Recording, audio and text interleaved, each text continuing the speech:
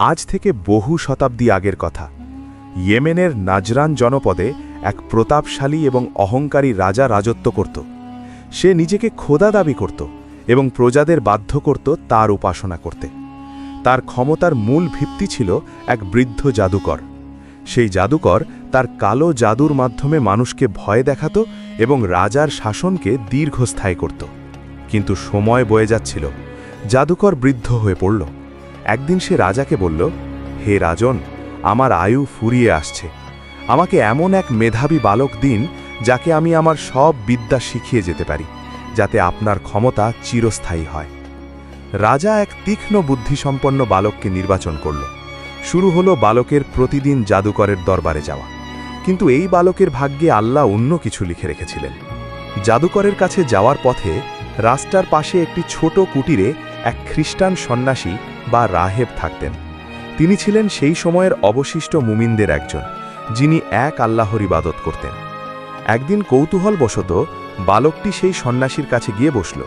সন্ন্যাসীর মুখে মহান আল্লাহর একত্ববাদের কথা শুনে বালকের হৃদয়ে এক অদ্ভুত প্রশান্তি নেমে এলো। সে প্রতিদিন জাদুকরের কাছে যাওয়ার আগে সন্ন্যাসীর কাছে বসে দিনের কথা শুনত। এতে জাদুকরের কাছে পৌঁছাতে তার দেরি হয়ে যেত। জাদুকর তাকে মারধর করত।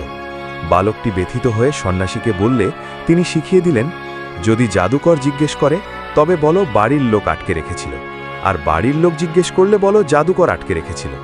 এভাবে বালকটি একদিকে জাদুর অন্ধকার আর অন্যদিকে ঈমানের নূরের মাঝে বড় হতে লাগল।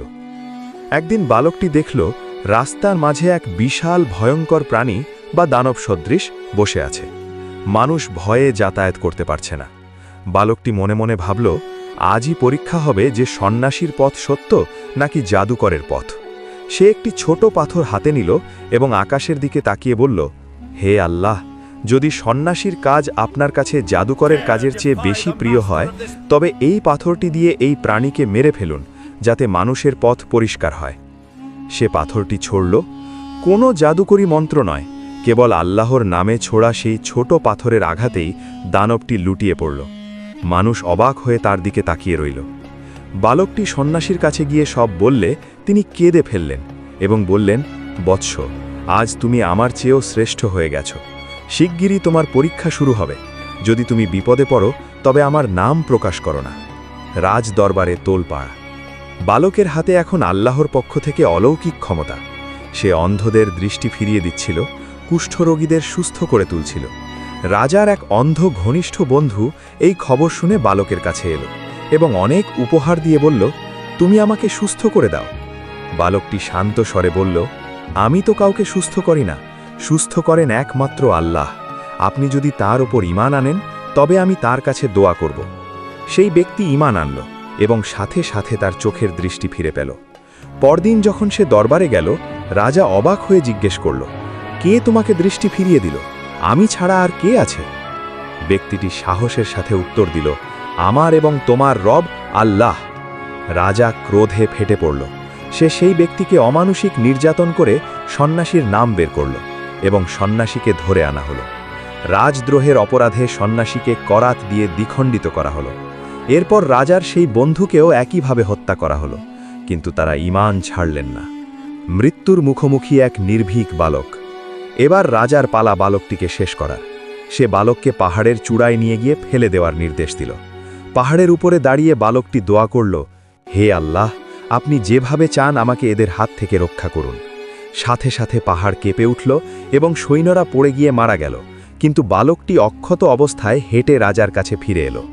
রাজা স্তম্ভিত।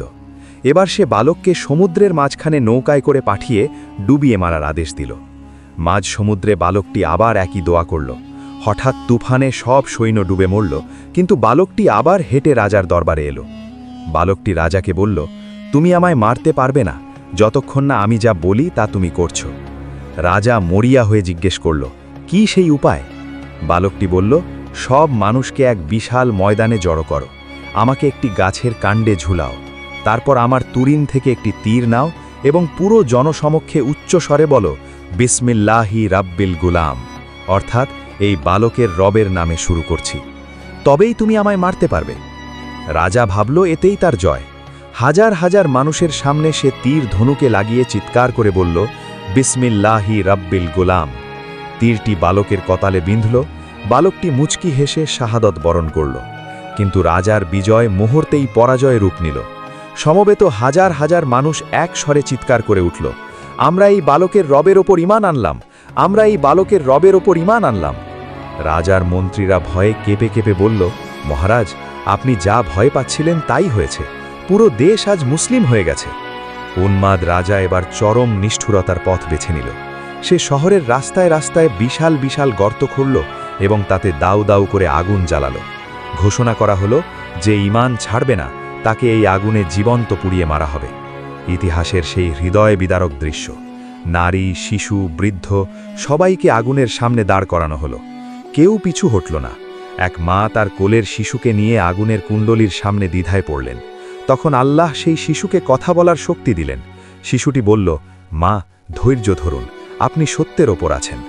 মা তার সন্তানকে নিয়ে হাসি মুখে আগুনের সাগরে ঝাঁপ দিলেন। সেদিন কয়েক হাজার মুমিনকে পুড়িয়ে মারা হয়েছিল। রাজা ভেবেছিল সে জিতেছে, কিন্তু প্রকৃতপক্ষে সেই বালকের রক্ত আর মুমিনদের আত্মত্যাগ চিরদিনের জন্য সত্যকে বিজয়ী করে দিল। পবিত্র কুরআনের সূরা আল বুরুজে আল্লাহ সেই ঘটনার উল্লেখ করে সেই জালিমদের ওপর লানত বর্ষণ করেছেন এবং মুমিনদের জন্য জান্নাতের ঘোষণা দিয়েছেন। তাদের শরীর পুড়ে ছাই হয়েছিল ঠিকই, কিন্তু তাদের ঈমানী নূর আজও পৃথিবীর আকাশে জ্বলজ্বল করছে।